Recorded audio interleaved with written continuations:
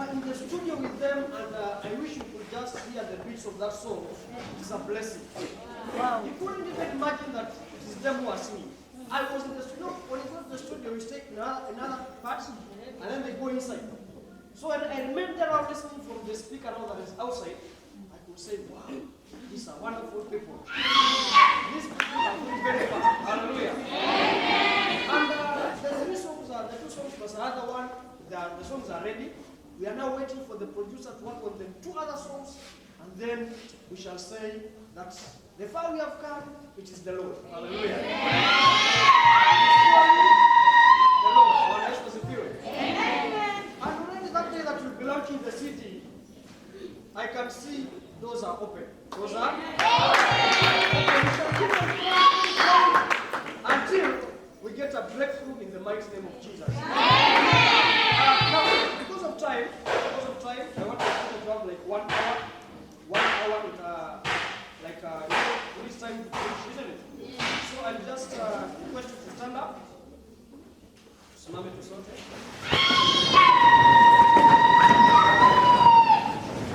It's a wonderful time that we need to welcome our speaker because of time. And then we shall proceed from there in the mighty name of Jesus. I believe our speaker, you have met with him so many times. Yeah, he's a man who preaches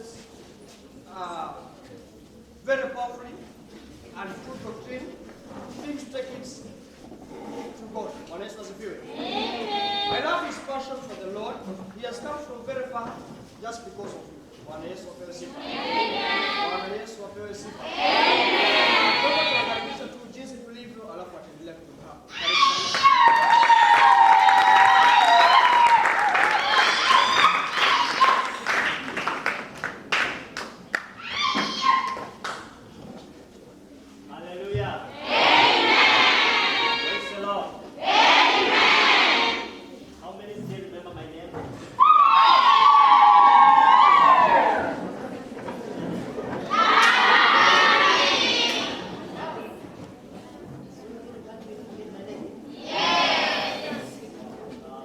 Laban, saved.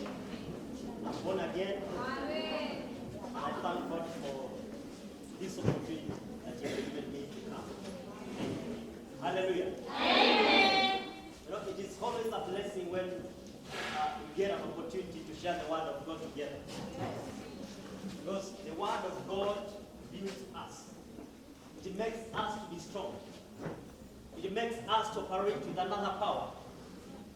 It makes us, to gain another strength that we cannot even gain it from any other place.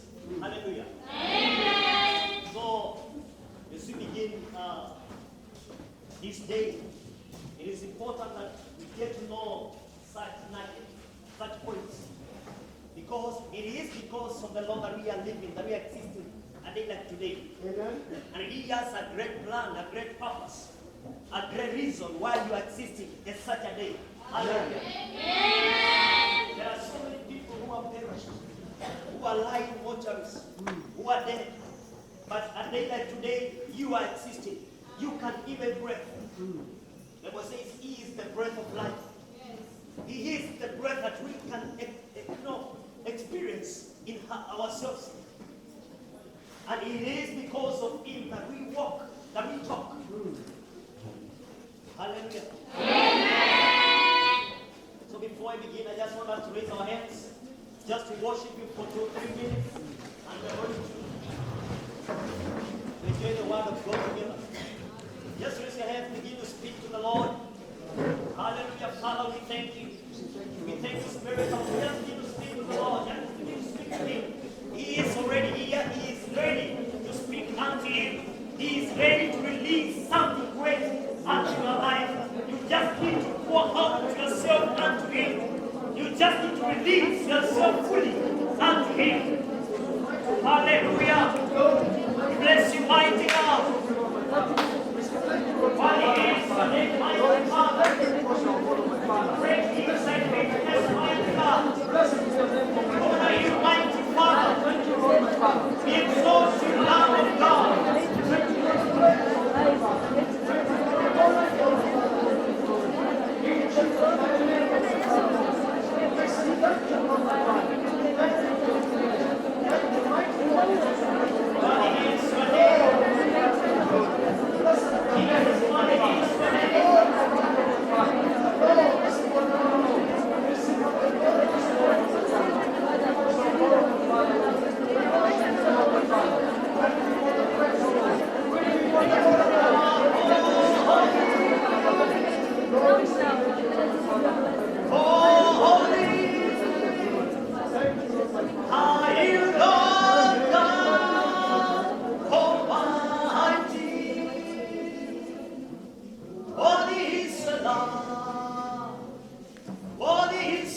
Sing you are holy.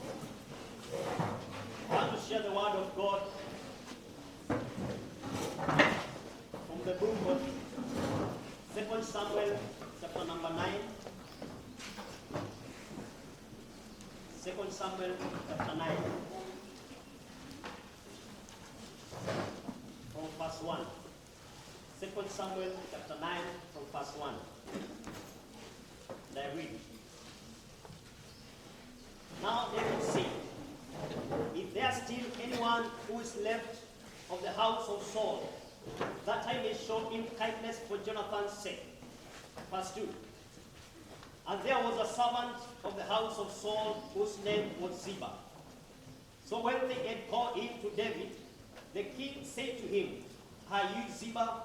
He said, "At your service." Then the king said, "Is there not still someone of the house of Saul to whom I may show the kindness of God?" And Ziba said to the king, "There is still a son of Jonathan who is lame in his feet." Verse 4. So the king said to him, "Where is he?" And Ziba said to the king, Indeed, he is in the house of Makah, son of Amiel, in Lodibar. Verse number 5. Then David sent and brought him out of the house of Makah, son of Amiel, in Lodibar. Now when Mephibosheth, the son of Jonathan, the son of Saul, had come to David, he fell on his face and prostrated himself. Then David said, Mephibosheth, and he answered, Here is your servant. So David said to him, Do not fear, for I will surely show you the kindness for Jonathan's sake, and will restore to you all the land of Saul your grandfather. And you shall eat bread at my table continually. Then he bowed himself and said, What is your servant that you should look upon such a dead dog as I?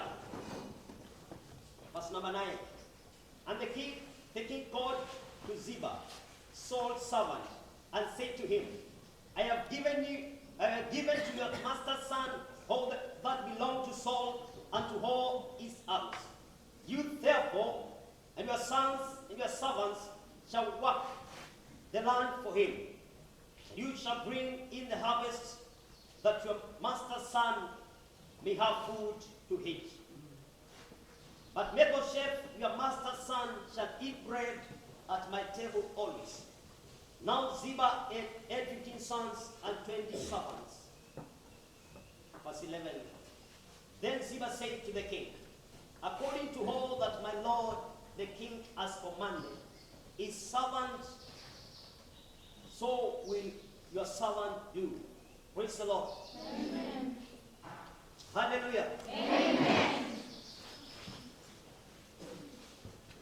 This is a passage that maybe we have heard before. It is a story that maybe we have heard before. I wanted first today to speak about the remnants. You know, as we understand, a remnant is somebody who has been set apart, somebody who has been set to glorify God for the purpose of God. So I want today to be able to help you understand, bring a clear meaning, a clear understanding for you to be able to understand. How can you be called a remnant? How can you perceive what it means to be a remnant? What can be required of you being that you are a remnant of God? What is it that you can do for you to be called a remnant of God? What is it that other men of God did in the Bible that made them to be called remnants? Hallelujah. Amen. So Jonathan was the son of Saul. And Jonathan had a son by name Mephibosheth. When a time came when King David had come to the house of Saul, by then Jonathan was not existing. And he wanted to show kindness for what Jonathan had done to him when he was living. We understand there is a time when King Saul wanted to kill David.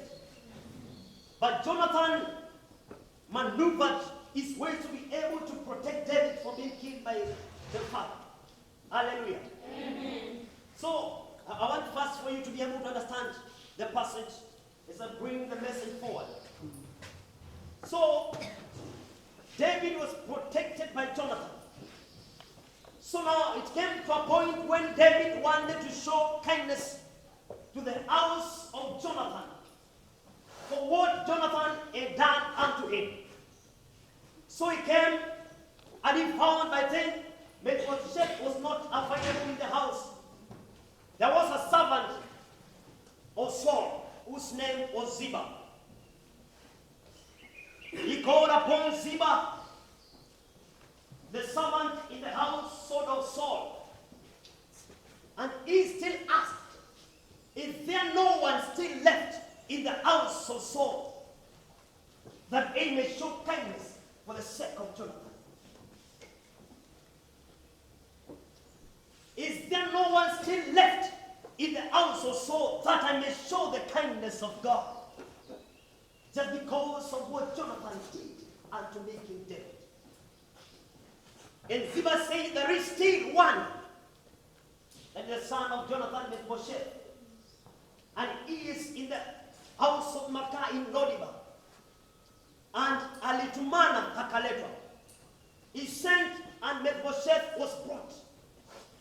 Now, I want us to see here, Mephibosheth was lame in his feet. Angetembea vizuri. Alikuwa kama kiwete. And he was brought forward before the presence of the king, that is King David, regardless of how he looked, regardless of how lame he was, regardless of how people could perceive him, how people could see him. But he was brought before the presence of the king just because of what his father has done years back.